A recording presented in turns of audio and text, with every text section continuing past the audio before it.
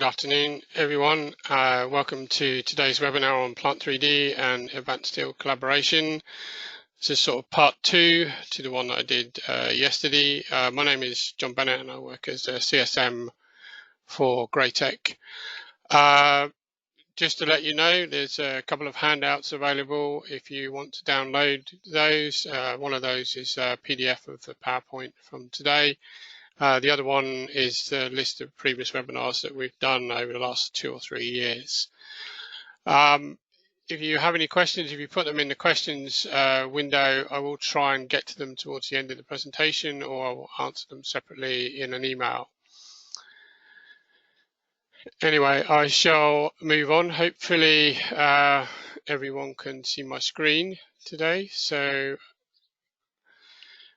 just a little bit about my background. I'm basically from the structural steel world. I've been working in steelwork detailing since I sort of left college. Been doing all kinds of stuff in recent years, working across a wide variety of market sectors, and this led me to working with some people with Plant 3D and more focused on the steel element in that process. So we sort of looked at trying to integrate the two platforms together, using several different tools that are available to us. So a little bit about Graitec before we start. Obviously, if you're familiar with Graitec, they are a platinum level partner, I think in EMEA, Gold, and in Russia and North America. We're also a software developer as well, so we develop our own products and additional tools for Autodesk products. We're now a global company and we have a local presence in many different countries with local experts. So as I said, we've been around for about 30 years now. We've seen considerable growth in the last 2 or 3 years. I think the staff number is a bit higher than that now. It's probably about 700, I think, from what I know. And obviously we do focus on trying to give services to our clients, first of all.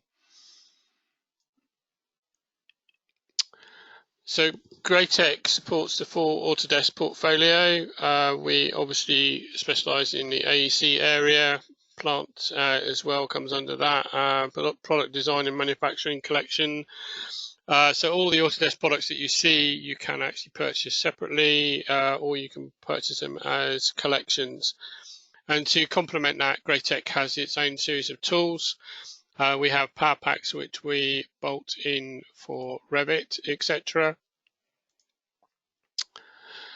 So sorry, that's not showing for some reason. I do apologize. It doesn't seem to be showing on the slide, showing on the screen. We have power pack for Revit and for Advanced Steel. Those are like additional tools, bolt-ins, etc. We do have one for Advanced Design, and the Advanced Design one is like an analytical program for designing steelwork, the main structural members, etc. Sort of complement to Robot as well as a similar Autodesk product. We also have a thing called BIM Designers. The BIM Designer platforms are additional tools for Revit and Advanced Steel. The Revit one is focused on rebar detailing, that's modeling and drawings. And the Advanced Steel one is stairs and railings, which is focused on staircase construction and detailing. Advanced Workshop is our MIS solution as well. So this takes you past fabrication, sort of from the detailing model into the sort of digital world to process it into your machines and your workshop.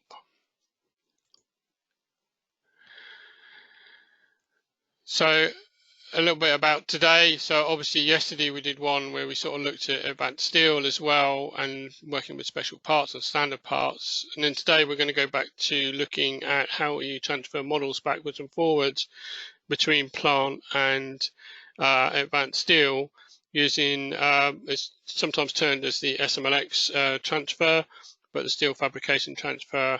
And this allows you to collaborate between Advanced Steel and Plant 3D.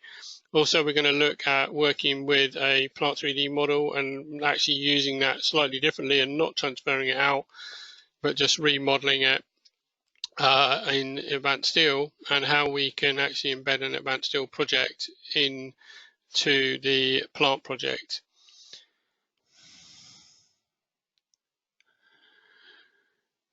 So a couple of other things that we use. So let's go forward.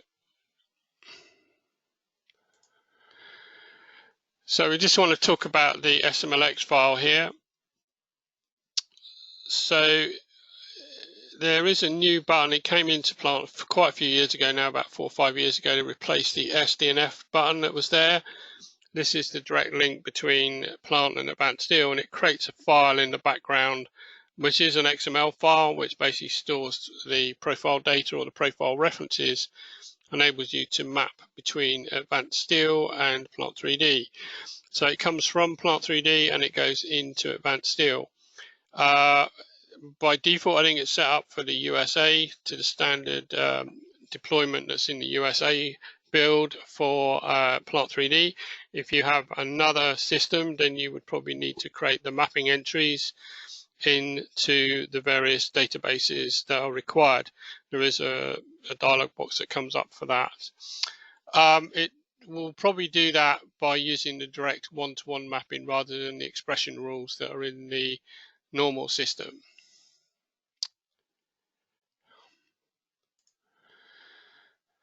So to explain a little bit about this, the expression rules are rules that are written to represent the shape, and they're stored as like a formula inside the database table, and this is the Advanced Steel DTC mapping database. Under there'll be a particular table, probably the profile conversion table, and the system will come with some pre-stored lines which use expressions. It comes from the Revit method that was used between Advanced Steel and Revit. It follows the same format. Basically, it looks at what are the criteria within each element inside each software, and you can map it using an expression. This is probably not that easy for the average user to have a go with, so probably the best way that we would do it is probably a one-to-one mapping.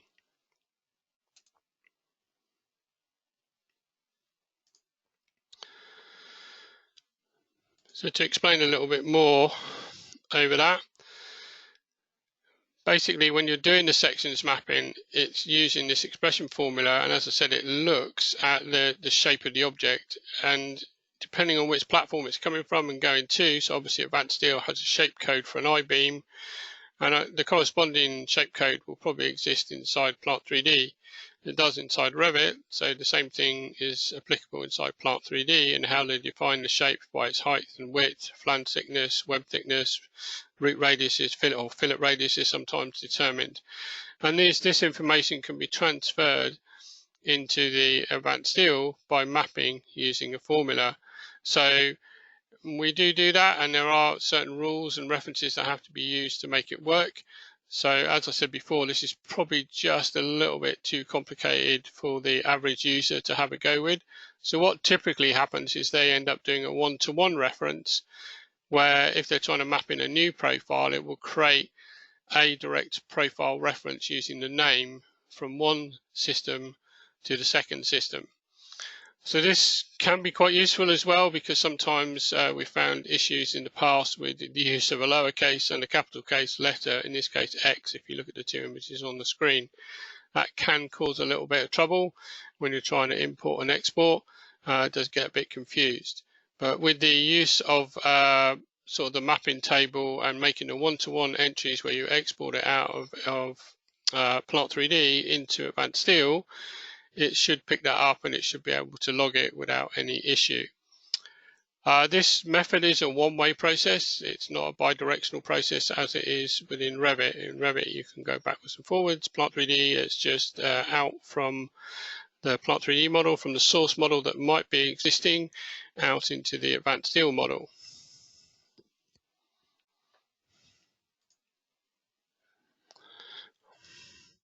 So one of the other things, I mentioned this yesterday in my other presentation, is that you need to make sure that you have your object enablers installed. Depending on which version of Advanced Steel you're in, and also Plant 3D, you will need to have the appropriate object enabler installed to see the corresponding objects. This technology allows you to see it in the sort of plant objects inside Advanced Steel, and obviously Advanced Steel objects inside Plant.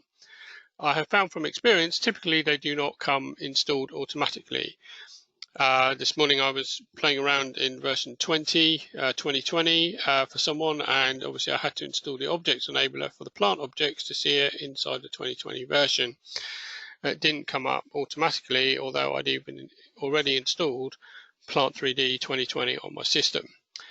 Typically used if you have a computer that might just have Advanced Steel on it and not have Plant 3D on it, but obviously they're being asked to access certain plant models for coordination, or sort of using as reference the Model 2 when they're trying to create their steelwork, etc. So there's a couple of links down the bottom of the page there that should be available in the document. You should be able to pick on those and get to a suitable Objects Enabler page to allow you to find the download.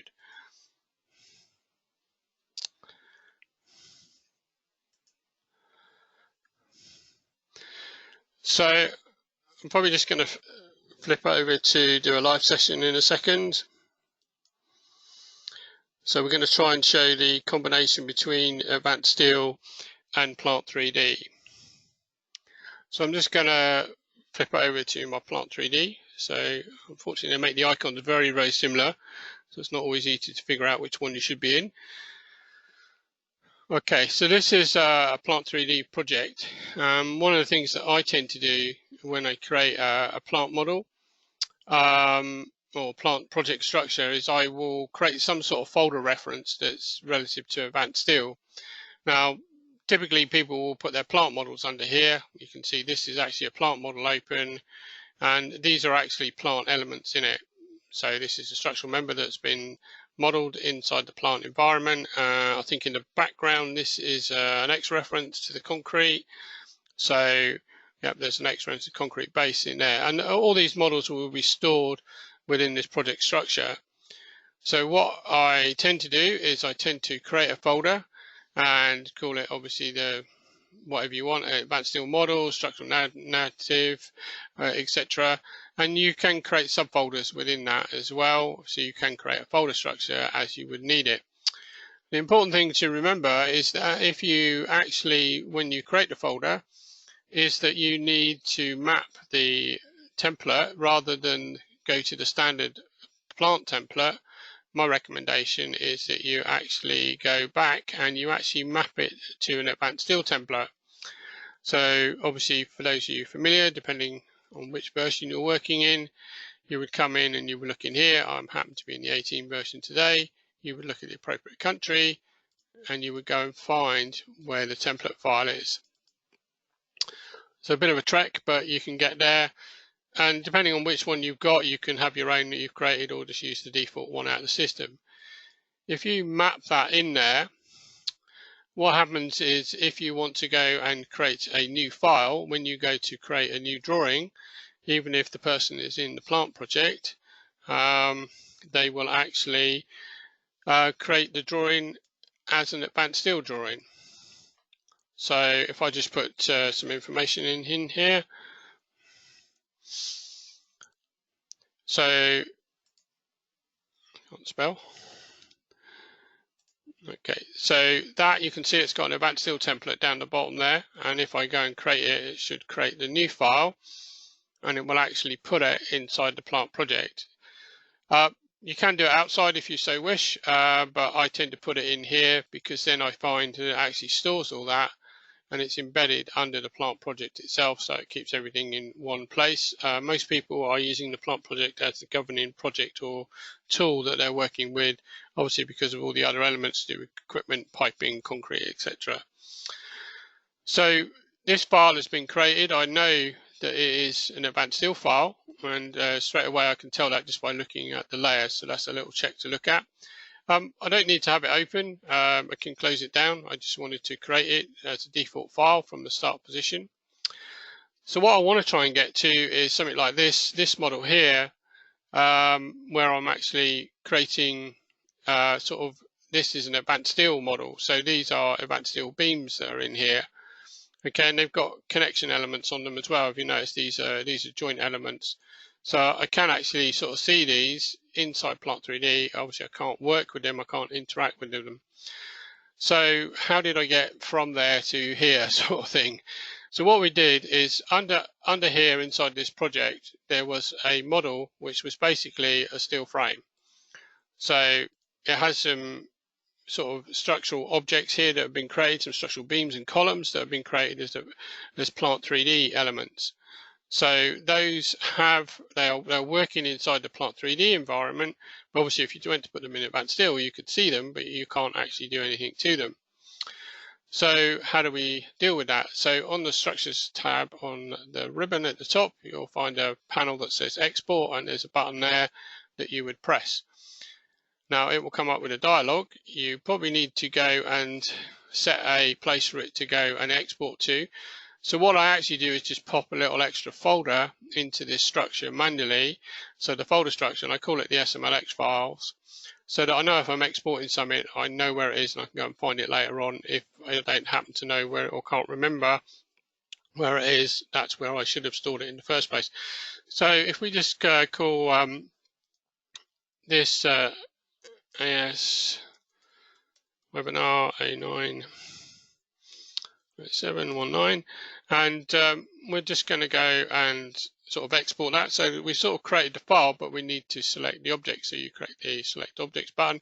You can do this with the crossing window if you so wish, and then it will come back to here and it'll say the dialog. And as you press the export button, it will actually process that. So you just see a little progress bar down in the bottom right hand corner here, and it's actually processed that and exported it. So if we come back to the drawing that we actually created today, we can see obviously the drawing is sitting under here. So if I change platforms now, and if I go to Advanced Steel, what I can actually do is I can open that same drawing that I created inside Plant 3D. So obviously I need to go and find where it is, so it might not come in exactly where you think you should be. So obviously you need to have some idea where your plant project is stored. It can be stored obviously locally on a machine, on a network, in Vault, I believe as well. So wherever you wish to have it stored, you can put it into there. And then we would just come in and have a look under here. And this is my SMLX file, and I would look for the file that I need to import or export. So that's the SMLX file. So obviously in there, there's no DWG files in there. Okay, so that we go back up and we think, well, where is this? So it's under the Plant 3D models. So this is the folder structure that we created before. So in there, there will be a folder, okay? And then you would go and look in here and you would look under whichever one you'd put it in.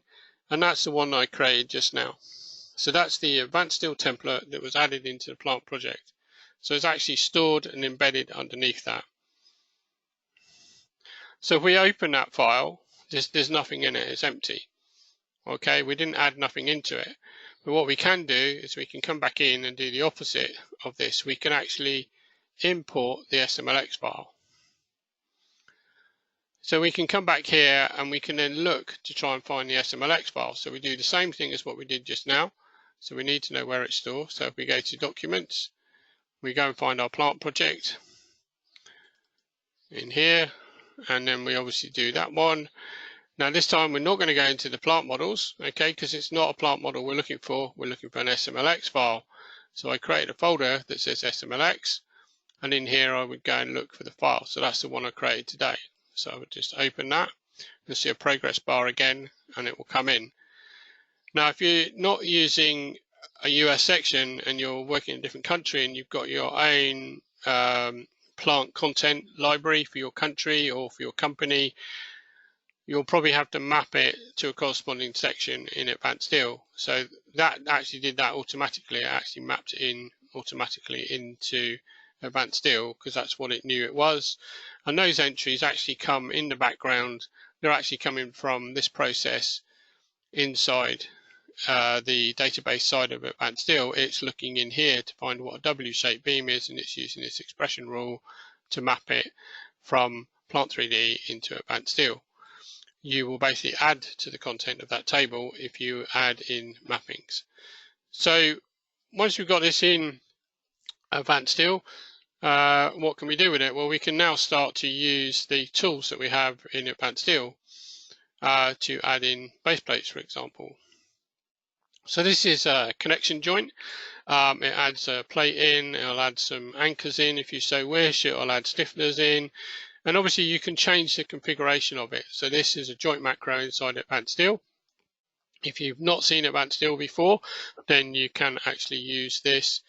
You can create every single element manually, or you can use a connection to add them in all together.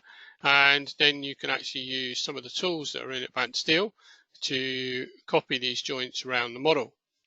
So quite quickly you can set about modeling in Advanced Steel, grab the columns and apply the joints.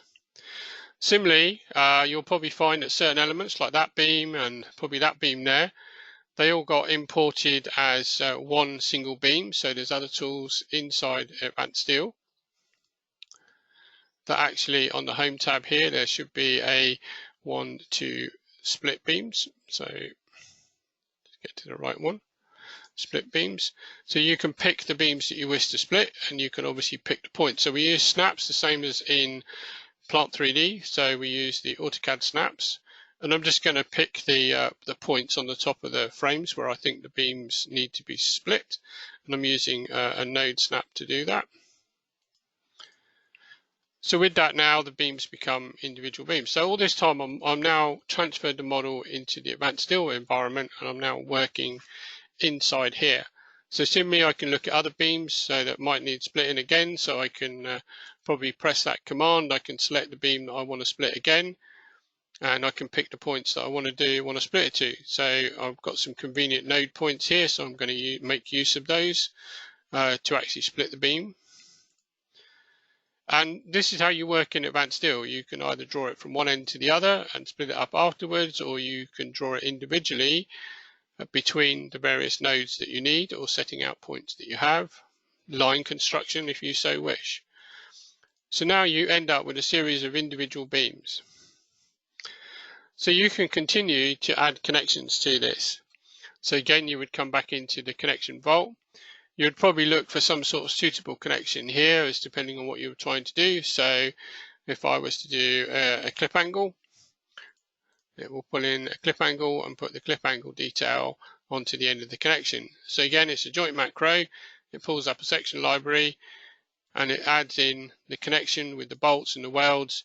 And it's probably using a library entry in the background. So inside Advanced Steel, you can store stuff in the database. So you can store configurations for different beams, probably in line with your association that you've seen before. So if you, for example, in the UK, you might be using the Green Book. In America, you might be using the AISC standards as well. Canada, CISC. And obviously in Europe, you're probably using the European specs. So depending on what you want and what you've got created in your system, you can obviously continue to add connections. So you don't just have to do one at a time. You can pick multiple connections that you want to add. So like here, if I go to these columns, and I'm going to pick these as the primary inputs. So sometimes it just gets a little bit tricky to pick them. So I'll just pick a few down here, won't keep everyone waiting. So then you can pick the attaching beams that are going into, so the second part of it that you want to put them into. And it'll apply the connections. That's a multiple one. If you just find you miss one and you want to do it singly, you can do it singly as well. So you can apply these type of connections. So this is a standard kind of functionality within Advanced Steel. So I literally could just save this file as it is and say I've been working on it. So I could just save the file, and obviously I would probably close it down. If I return to my Plant 3D environment, so I come back into here, so we can actually look at the same file again, and I can actually open that file now. So you can see that I've opened that file inside Plant 3D, and I can see the connection details that I've added on. So I can see the individual properties of each of these elements if I so wish. So I'll just go in there. So you can see that's a plate. It brings up all the properties, all the attributes. Every element is shown in here. I can't actually do anything inside Plant 3D. I can't manipulate it. I can't change it. But I can add a Plant 3D object into here. So for example, if I went an indication that to someone might have sent me something and said, oh, actually I missed a beam there. So they could model in a plant object where they wished it to be of a particular size. So you don't have to transfer things in and out. They could just model it as a standard plant beam, and obviously the guy could just say, look, oh, I missed that. He could send it back to you. You can come back into Advanced Steel and you can go back and you can open the same file again. And inside here, you can see obviously the indication of the beam. So this is now a plant object inside Advanced Steel, and this is courtesy of the Object Enabler. So you can see that in there. So you could, obviously I didn't put it in the right place, but what you could do is you could just model another beam, you can change the connection and say, yeah, I've got that, and you can send it back. So for example here, we'll probably need to change the connection type. We might need to change the beam as well. So I'm going to cheat a little bit. I can obviously copy the beam. I can copy something from somewhere else, and I'm just going to pop it down on the node point here. And that might turn out that it might be a different type of connection in there now. So you can put in a double clip angle connection. So we can come in and follow the prompts here. So select the main beam, which is the column, side 1, side 2. And it'll put a connection on there.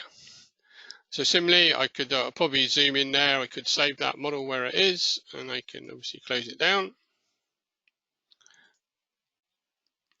And I can come back to my Plant 3D environment, and I can go back to the same model, and I can probably see the element in there now. I can see they've added a beam in, and I could just obviously just remove the beam there. So this is how you work between the two platforms. So you don't actually have to export the model.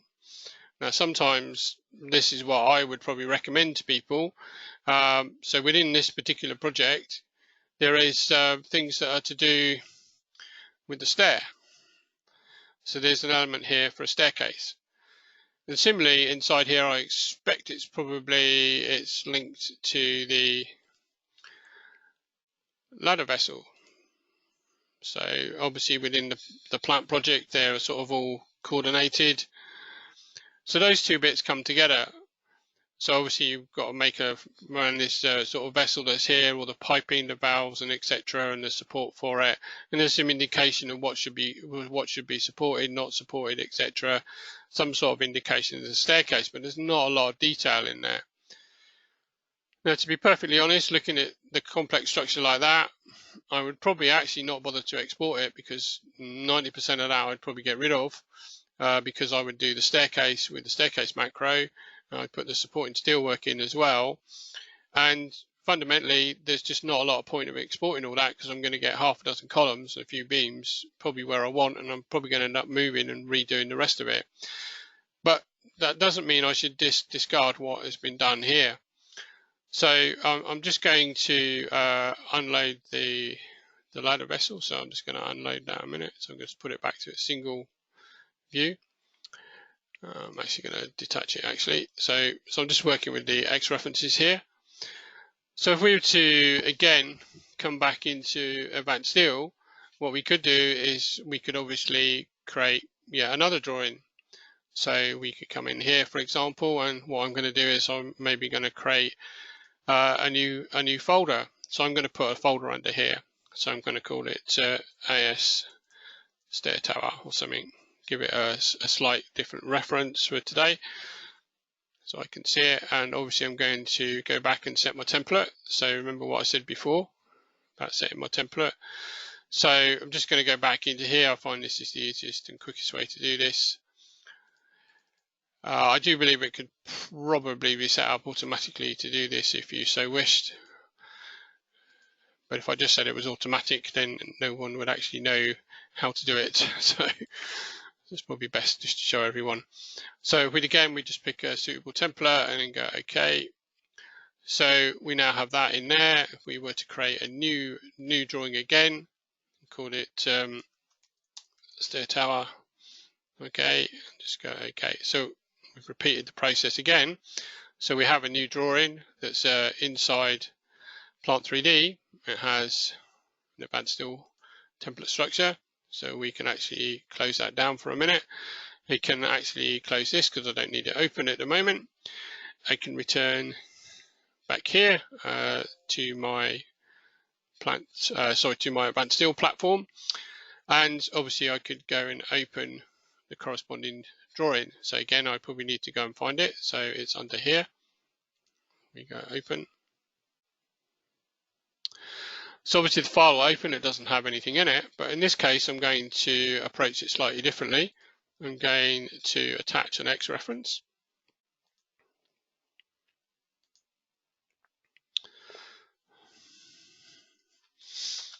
That happens sometimes as well, so I've seen that happen. So, and obviously I'm probably going to attach another one. So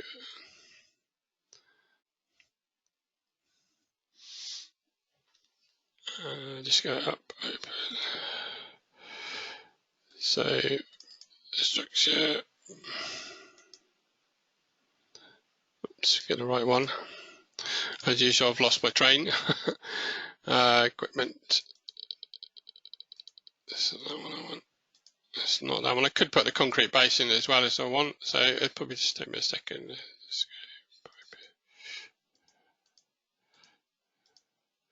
probably is that one actually. Okay. Oh, I opened that in 2020 this morning. That's not good. Let me just go back here.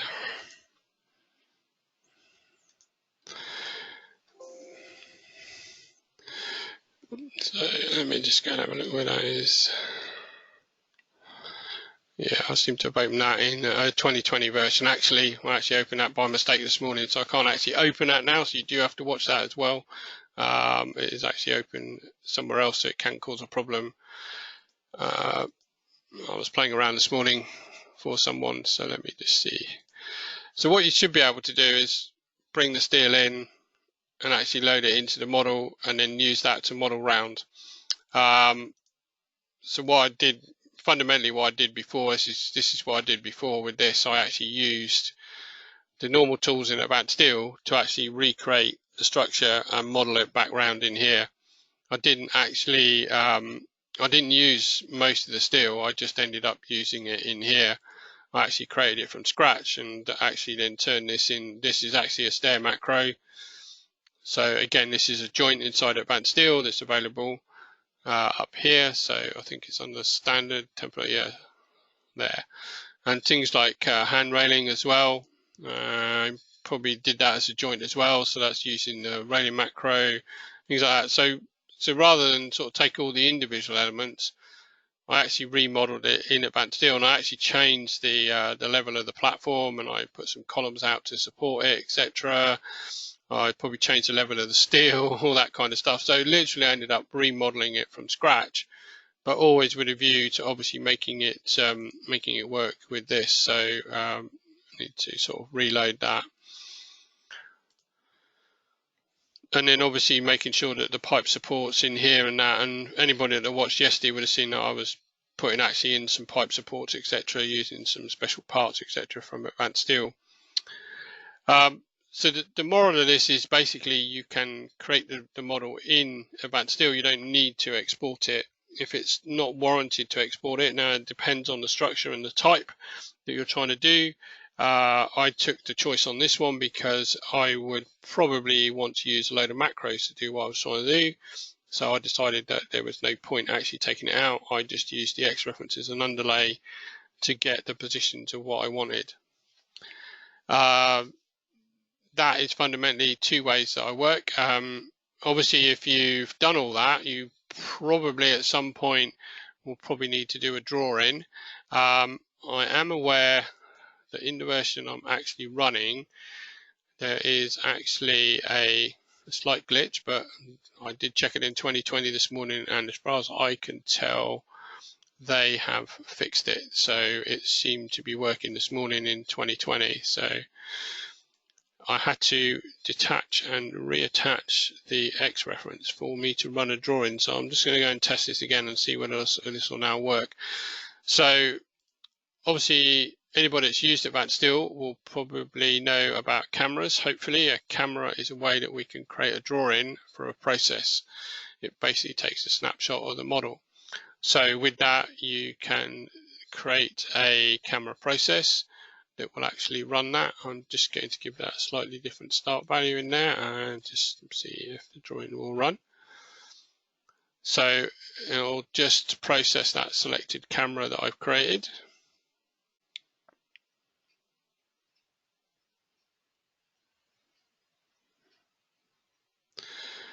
So if we just have a look and see, there should be a camera detail, and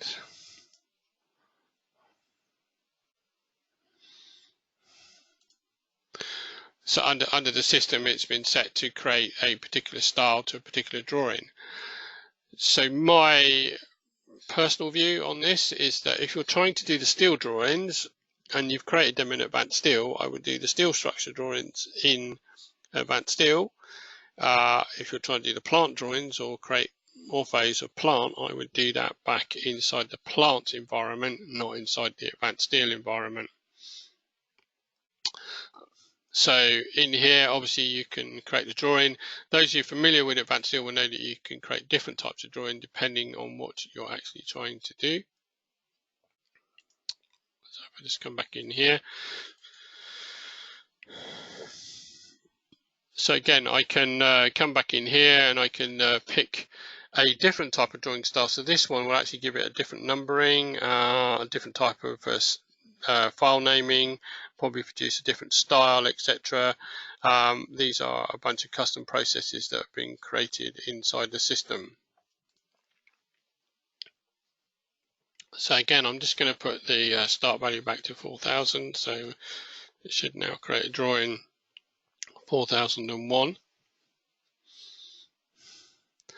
And if we look here, I expect to see the file naming structure is slightly different. It just says GP 4001. But again, it's just a slightly differently configured drawing process. Now, obviously, it's just picking up the pipe in the view there. That's because the view is limited in the drawing to what I can see. And obviously, the style is slightly differently because it's labeled. It's got some labeling on it and some minimal dimensions. Obviously, people familiar with Advanced Steel will know that you can edit the drawing if you so wish, or you can change the drawing style, etc., and create different things. So my theory is, or the way that I would prefer to teach people to work, and the way I do teach people to work, is that if you're doing steel drawings, do them in Advanced Steel. And if you are creating all these drawings, they do actually get created under the actual plant project, because you actually put the Advanced Steel models inside here. So you'll see these are the folders. I mean, that's actually the drawing folder that we just looked at. And we just created these two sheets here, this one here, GA 4000, and I think the other one is down here. So that is another reason why I try to embed it under the plant project and put it in a folder, is so that the normal process of creating drawings just runs from the model as it would in Advanced Steel, but everything is in one place. Reason for doing that is obviously if you put it into Vault or something like that, it's just easier to understand where it is, rather than having it off separate from the main project, because obviously Plant 3D can be a Vault Plant 3D project as well. Similarly, you can go back to Advanced Steel. So I'm just going, so you can go back to Plant 3D. I'm obviously just going to save these files, shut them down.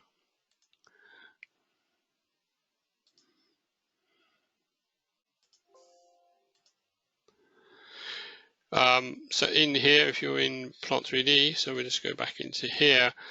So for example, I think if you go to here, we might wish to create a new drawing or something. So you would go into the orthos here.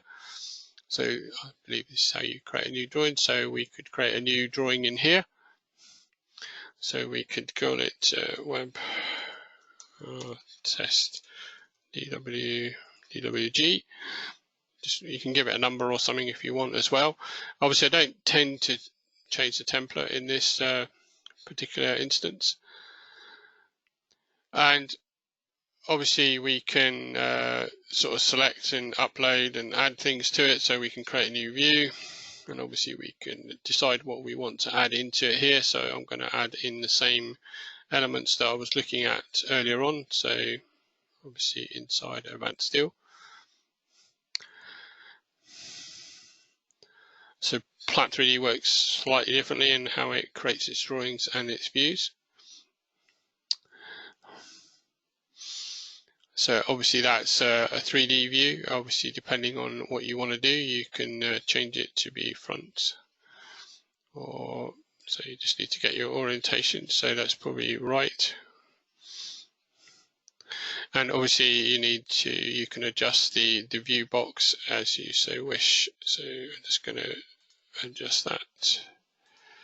Let's go to the front view on here. So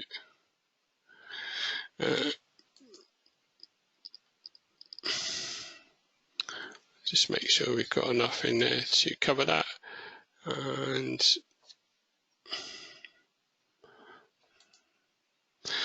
so obviously you can change the scale as well. So you can change the scale in here if you so wish. So you can make it a bit bigger if you want. And then obviously you can just change that.